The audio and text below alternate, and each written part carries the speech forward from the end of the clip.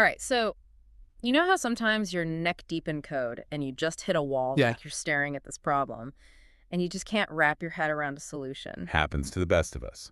Well, today we're diving into that exact feeling, or rather, How to conquer it. exactly. We're doing a deep dive on this article you sent over, how to develop algorithmic intuition and solve coding problems instantly. Catchy title. Right. Who wouldn't want to solve problems instantly? But it's not really instant, but this article has some really solid advice. So it's less about magic, more about like strategy. Yeah, think of it like, you know how a seasoned chef just knows which flavors will work together? Okay, I guess you. It's not magic. It's intuition built from years of experience. And that's what we're going for here, but with algorithms. Precisely.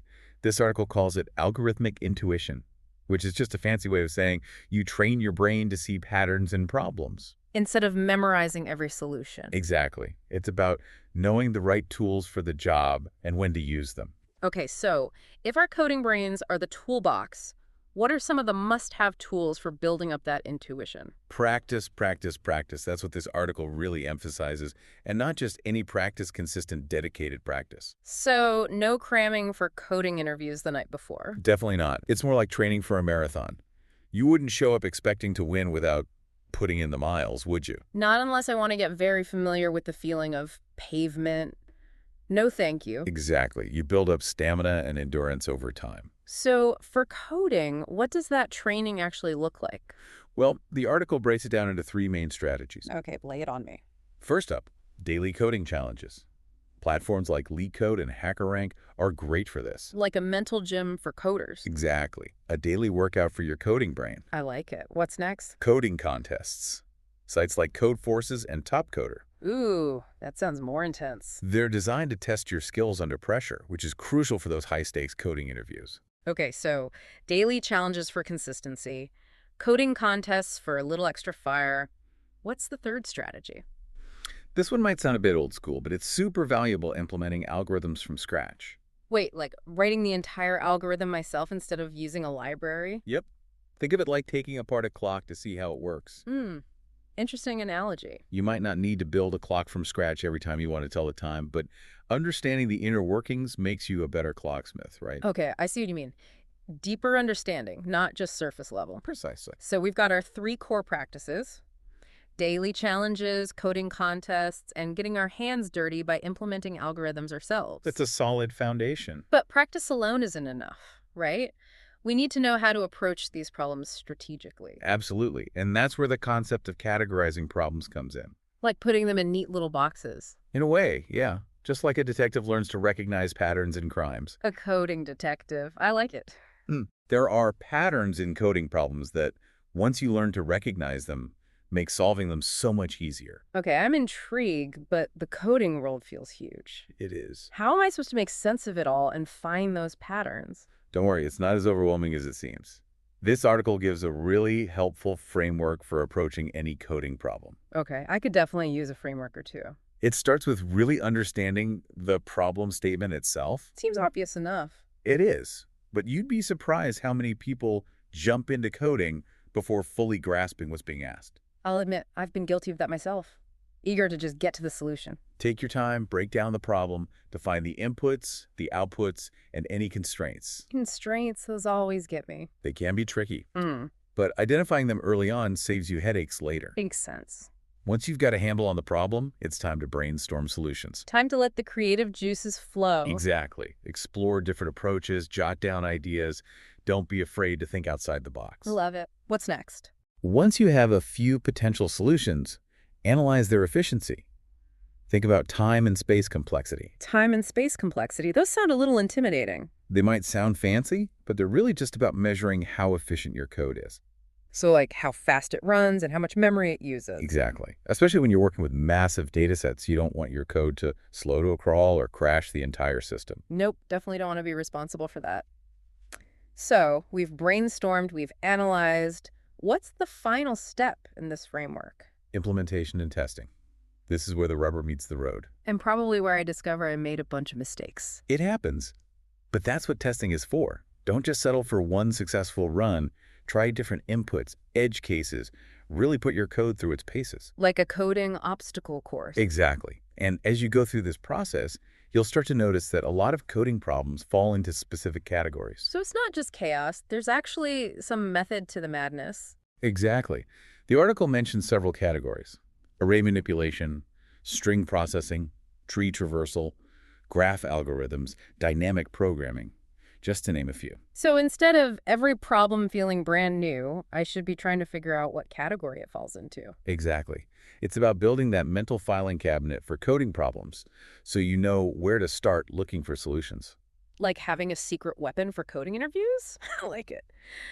But the article also talks about something called problem-solving patterns, right? What are those all about? So these problem-solving patterns are like pre-built solutions I can just plug and play. Not exactly. It's more about understanding the underlying strategies that experienced programmers use. Okay, so less like copy-pasting and more like learning the moves from the pros. Exactly. It's about recognizing when a certain approach, like a two-pointer technique or a sliding window, might be a good fit. So instead of reinventing the wheel every time, I can think, aha, this smells like a sliding window problem. You got it.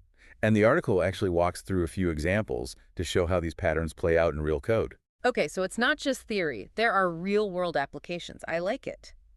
But the article also keeps mentioning the importance of reflection, and I'll admit that's one I struggle with.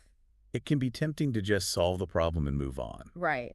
Especially when you're feeling the pressure of a deadline. I get it, but trust me on this one. Taking the time to reflect on your process is where the real learning happens. Okay, convince me. Why is reflection so important? Think of it like this. You can solve a math problem and get the right answer, but if you don't understand why it's the right answer, you won't be able to apply that same logic to a different problem. That's a good point. And the article breaks down reflection into three main techniques. Hit me with them. First, analyze multiple solutions. Even if you've found one that works, chances are there are other, potentially better ways to solve the same problem. So don't just settle for the first solution that works, dig a little deeper. Exactly. Because when you compare and contrast different approaches, you start to understand the trade-offs, the strengths and weaknesses of each. Makes sense. What's the second reflection technique? This one goes hand in hand with the first. Really study those optimal solutions. Try to understand why the person who wrote that code made the choices they did. Okay, so it's like having a coding mentor looking over your shoulder, explaining their thought process. Exactly. It's incredibly valuable to see how more experienced programmers approach these problems. All right, I'm sold. Now, what was that third technique? This one's all about documentation, keeping a problem-solving journal. A journal. Is that really necessary? It might sound old school, but trust me on this one. Whenever you solve a challenging problem, jot down the problem itself, the approaches you considered, the solution you landed on, any insights you gained along the way. So it's like a personal knowledge base of coding challenges. Exactly. It becomes an invaluable resource to look back on, to see your progress over time, and to remind yourself of how you tackled similar problems in the past. I can see how that would be super useful, especially when you're feeling stuck. It's like having a breadcrumb trail of your own coding journey. Exactly. Now, let's bring all of this to life with a few practical examples.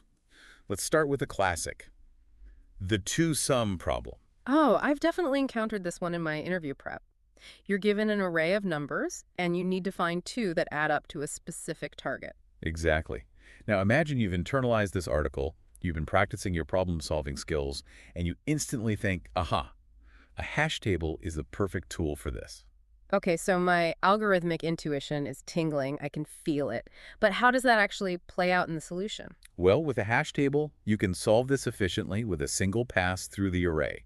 You store each number and its complement as you go, and bam, if you encounter that complement later, you know you've got your pair. So that deep knowledge of data structures just unlocked the solution. That's pretty amazing. What's another example where this intuition really shines? How about detecting a cycle in a linked list? Okay, that one's definitely a step up from a simple array. It is, but with a good grasp of algorithms, you'd recognize this problem instantly and think, Floyd's cycle-finding algorithm, it's your time to shine. Okay, I'll admit I need to brush up on that one. But it's incredible to think that just recognizing the type of problem can point you to the most efficient solution. It's like having a mental cheat sheet for coding, but one you earned through hard work. Exactly. And that's the beauty of algorithmic intuition. It's not about magic. It's about building up that deep understanding, that sixth sense for code that allows you to tackle even the most challenging problems with confidence and efficiency. This has been an incredible deep dive. I feel like I have a whole new perspective on how to approach these problems, and honestly, I'm feeling a lot more confident about tackling them. That's what we love to hear. Remember, it's a journey, not a race. And with the right strategies and a good dose of practice, anyone can develop that algorithmic intuition. Absolutely. It's all about embracing the challenge and never stopping learning. So it's not like I can just memorize a bunch of these patterns and instantly become a coding master. If only it were that easy. Hmm. No, it's more about understanding the underlying principles behind them, Yeah. so you can recognize when and how to apply them. So it's less about rote memorization, more about, like you said, building up that intuition. Exactly. It's like learning a new dance move. Hmm. At first, it feels awkward and unfamiliar, but with practice, it becomes second nature. I like that analogy. So it's about training my programmer brain to spot those familiar steps in the code, like recognizing a familiar dance move out in the wild. Exactly. And speaking of practice, the article also stresses the importance of reflection. Reflection. Okay, I'll admit that's one I often skip. Like, if I've solved the problem, isn't that enough? Why spend extra time reflecting on it? Well, think of it this way. You can solve a math problem and get the right answer right. Sure. But if you don't understand the steps you took to get there, you won't be able to apply that same logic to a slightly different problem. Okay, yeah, that makes sense. So it's not just about finding a solution. It's about understanding why that solution works. And maybe even more importantly, why it might be the best solution. So reflection helps us level up our understanding, not just our ability to solve that one specific problem. Exactly. And the article actually gives us 3 specific reflection techniques that can be real game changers. Okay, I'm listening. First up, analyze multiple solutions. Even if you found one that works, challenge yourself to find others. You might be surprised at the different approaches you can come up with. So even if I think I've nailed it, it's worth taking a look at how other people might have solved it. Absolutely. Because you'll start to see the trade-offs, the strengths and weaknesses of each approach. And that can help you decide which approach is the best fit for a particular situation, right? Exactly. Now, the second reflection technique goes hand in hand with the first one. Yeah. Really study those optimal solutions. Okay, so not just, oh, that's a cool solution, but really digging into the how and the why. Precisely. Ask yourself, why did they choose that data structure? Why did they structure the code in that particular way? What can I learn from their thought process? So it's like having a behind-the-scenes look at a masterclass in coding, taught by the person who wrote the most efficient solution. Exactly. Now, for the third reflection technique, and this one's all about documentation. Documentation. Okay, you've lost me a little bit. I know. Documentation isn't always the most glamorous part of coding, but it's so valuable. Okay, I'm willing to be convinced. What kind of documentation are we talking about here? A problem-solving journal. A journal. Like, Dear Diary, today I conquered a binary tree. You laugh, but it's not that far off. Doesn't have to be fancy, but whenever you solve a particularly challenging problem, take a few minutes to jot down some notes. Like what? The problem itself, obviously. The different approaches you considered, the solution you ultimately landed on, any aha moments you had, any roadblocks you encountered. So it's like a breadcrumb trail of my coding journey. Exactly. And trust me, you'll be grateful for those breadcrumbs later on when you're facing a new and daunting challenge. It's like having a personal library of coding war stories. I like that. Now, to really bring all of this to life, the article gives us a few practical examples of how algorithmic intuition plays out in the real world of code. Because seeing it in action is always helpful. Absolutely. Let's start with a classic, the two-sum problem. Oh, I've definitely seen this one in my coding interview nightmares. You're given an array of numbers, and you need to find 2 that add up to a certain target. You got it. Mm-hmm. Now imagine you've been internalizing all this talk of patterns and data structures, and suddenly it hits you. A hash table is the perfect tool for this job. Okay, so my algorithmic intuition is tingling. I can feel it. But how does a hash table actually help me solve this? Well, with a hash table, you can solve this problem efficiently with just one pass through the array. You store each number and its complement as you go, and if you encounter that complement later on, bam, you found your pair. So that deep knowledge of data structures just unlocked the solution for me. That's powerful stuff. What's another example where this intuition really comes in handy? Let's talk about detecting a cycle in a linked list. Okay, that one sounds a bit more complex than dealing with a simple array. It is, but with a solid grasp of algorithms, you'd recognize this problem instantly and think, aha, Floyd's cycle-finding algorithm, it's your time to shine. I'll be honest, I need to brush up on my cycle finding algorithms, but it's incredible to think that just by recognizing the type of problem, you can almost instantly zero in on the most efficient solution. Exactly. That's the beauty of algorithmic intuition. It's not about magic. It's about building up that deep understanding, that sixth sense for code that allows you to tackle even the most challenging problems with confidence and efficiency. This has been an amazing deep dive. I feel like I've learned so much, not just about specific algorithms, but about how to approach coding challenges in a more strategic, intuitive way. And that's exactly what we were hoping for.